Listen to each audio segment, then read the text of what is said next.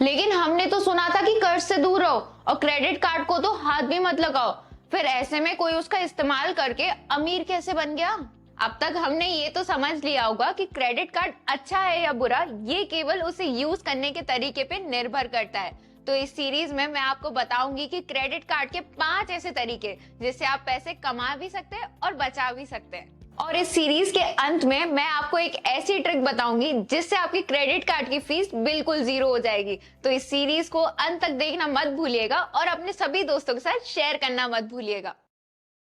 UK की आबादी से भी ज्यादा भारत में क्रेडिट कार्ड यूज करने वालों की संख्या है। पिछले एक साल में क्रेडिट कार्ड यूज करने वाले लोगों की संख्या सीधे सीधे 20% बढ़ी है। वहीं डेबिट कार्ड से शॉपिंग करने वाले लोगों की संख्या सीधे सीधे 30% से घट चुकी है। इसका एक मतलब तो साफ है कि क्रेडिट कार्ड से ज्यादा खरीदारी की जा रही है। तो इसके पीछे कुछ रीजंस हैं, जिनमें से एक रीजन है रिवॉर्ड। तो क्या होता है, जब भी कंपनीज आपको क्रेडिट कार्ड यूज करने के लिए देती है और आप उसे जब जब यूज करते हैं, आपको वो उसके लिए कुछ रिवॉर्ड पॉइंट्स देती है, जिससे आपकी अच्छी कमाई हो सकती है। जैसे एग्जाम्पल के तौर पे अगर आपने 100 रुपए की खरीदी करी तो आपको उस पर 5 रुपए के रिवॉर्ड पॉइंट्स मिलेंगे। लेकिन ये रिवॉर्ड पॉइंट्स मिलते कैसे हैं? अगर आपने कहीं क्रेडिट कार्ड यूज करा है और उससे कोई बड़ा खर्चा किया है तो कंपनी आपको उस पर रिवॉर्ड पॉइंट देती है। आजकल तो कंपनीज क्रेडिट कार्ड खरीदने पर भी रिवॉर्ड पॉइंट्स दे देती है। जब आपके कुछ रिवॉर्ड पॉइंट्स इकट्ठे हो जाएं, तब आप इन्हें रिडीम करवा सकते हैं, यानी कि इन्हें खर्च कर सकते हैं। रिडीम करवाने के लिए आप बैंक जा सकते हैं या फिर इसे ऑनलाइन भी रिडीम करवा सकते हैं। रिडीम करवाने पर आपको कपड़ों या फिर इलेक्ट्रॉनिक जैसा सामान सस्ते दामों पर मिलता है, या फिर आपको कई बार फ्री में भी मिल जाता है। कुछ कंपनीज रिडम्पशन पे आपको कैशबैक भी देती है, जिससे आप वो कैशबैक कलेक्ट करके अपने बैंक अकाउंट में ट्रांसफर भी कर सकते हैं। तो ऐसे रिवॉर्ड पॉइंट्स पाने के लिए क्रेडिट कार्ड लेते समय एक चीज जरूर नोटिस करें कि कौन सी कंपनी आपको किस क्रेडिट कार्ड पे क्या क्या रिवॉर्ड्स दे रही है। अगर आपको ऑनलाइन शॉपिंग बहुत ज्यादा पसंद है तो आप एक ऐसा क्रेडिट कार्ड ढूंढिए जो ऑनलाइन शॉपिंग करने पे आपको ज्यादा डिस्काउंट्स दे पाए, ताकि आप बचत कर पाए। अब ये सब तो हो गई छोटी मोटी बचत, लेकिन आप बड़ी चीजों पर भी बचत कर सकते हैं, जैसे कि घर का लोन। तो नेक्स्ट वीडियो में हम जानेंगे कि कैसे आप बड़ी चीजों पर बचत कर सकते हैं। नेक्स्ट वीडियो देखना मत भूलिएगा। क्रेडिट कार्ड आपको बड़ी बचत करने में काफी हेल्प करेगा, जैसे कि घर का लोन आसानी से दिलवाने में।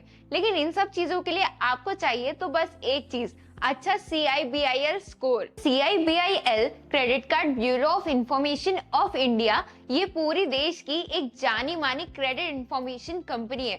तो इसका काम काफी सिंपल है, ये सभी लोगों की और देश भर में चलने वाले बिजनेसेस की क्रेडिट इंफॉर्मेशन रखता है, यानी कि उधारी की इंफॉर्मेशन रखता है। आपको एक चीज तो याद होगी, जब आप स्कूल जाते थे तो आपको आपकी अटेंडेंस के बेसिस पे नंबर दिए जाते थे। वैसे ही क्रेडिट कार्ड में CIBIL स्कोर दिया जाता है।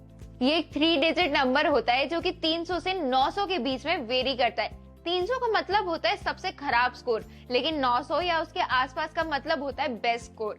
अब आपके क्रेडिट कार्ड का स्कोर 300 है या 900, ये निर्भर करता है आपकी रिपोर्ट पर, यानी कि आप इसे लोन्स में या शॉपिंग करने में किस तरीके से यूज करते हैं और मैनेज करते हैं।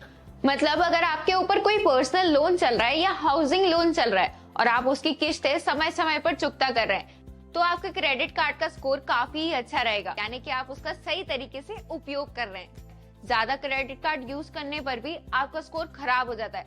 इसलिए आपको एक चीज ध्यान रखनी है कि आपको आपके क्रेडिट कार्ड का 25 से 30% हिस्सा ही यूज करना है। ऐसा भी कहा जाता है कि अगर आपका क्रेडिट कार्ड का स्कोर 850 है या उससे ज्यादा है तो आपको लोन्स पर कम ब्याज पे करना पड़ता है। वहीं अगर आपका क्रेडिट कार्ड का स्कोर 500 है या 500 से कम है तो आपको उस पर ज्यादा ब्याज पे करना पड़ता है और शायद आपको लोन भी ना मिले। अगर मिलता भी है तो 30% जितने ज्यादा ब्याज पर लोन मिलता है। इसलिए क्रेडिट कार्ड का उपयोग बेहद समझदारी से करें। तो मिलते हैं नेक्स्ट वीडियो में इसके और फायदे के बारे में जानने के लिए। क्रेडिट कार्ड का एक और बड़ा फायदा है नो कॉस्ट EMI। इस बात से तो आप सभी सहमत होंगे, जब भी किसी इंसान को एक बड़ी चीज खरीदनी होती है तो उसे उसके बारे में 100 बार सोचना पड़ता है। लेकिन इस चीज को एक विकल्प बहुत आसान बना देता है, वो है नो कॉस्ट EMI का विकल्प। तो नो कॉस्ट EMI के द्वारा आप कोई भी बड़ा खर्चा बिना पैसे दिए कर सकते हैं। मतलब जब भी आप कोई भी चीज खरीद रहे हैं तो आपको उस चीज के लिए पूरे पैसे नहीं देने पड़ेंगे। आप उस चीज की इंस्टॉलमेंट्स बना सकते हैं, कितने समय की और कितने पैसों की आपको चाहिए अपने हिसाब से।